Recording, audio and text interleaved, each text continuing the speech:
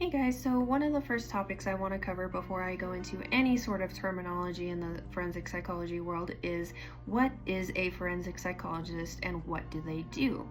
So, the term psychologist is kind of self explanatory. They study mental health and behavior, but they study in particular people that are within the legal system. So, criminals is one of their primary clients, and they mostly work in courtrooms, prison, and work with law enforcement. One of the jobs a forensic psychologist would do is they would work on an insanity plea. So if a defendant is trying to use guilty by reason of insanity, it's actually really hard to prove that they were technically insane at the time of their crime.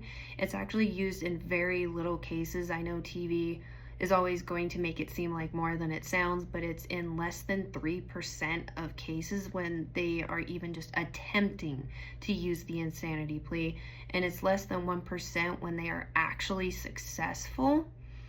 And a forensic psychologist comes in and analyzes and studies the behavior of the defendant and asks them questions similar to kind of what a therapist does, but with a more kind of extensive, and they're looking for more specific things than a therapist would. Another type of job for a forensic psychologist is to become a criminal profiler.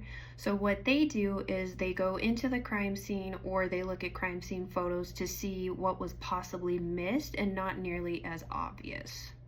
And what I mean by not as obvious is a criminal profiler typically looks more for the behaviors of the crime. So if a crime looks like there was a struggle or things like that, or if there were no signs of a break-in, that usually indicates that they know the person that was harmed.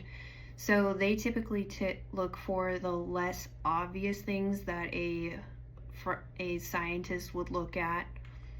And kind of what I'm meaning is criminal profilers look for behavior patterns. So things like either they're very passive or they're very aggressive. They look more into behavior traits. So for example, they could tell investigators like, hey, I think this person is more to themselves. They're really timid. They're really quiet. They look for those kind of behavior patterns, and it helps investigators, but it doesn't completely solve the case. They just kind of have a little bit better of an idea of whom to look for. It's really all about connecting personality and behavior, and there is some science to it. And these are just kind of two of the main forensic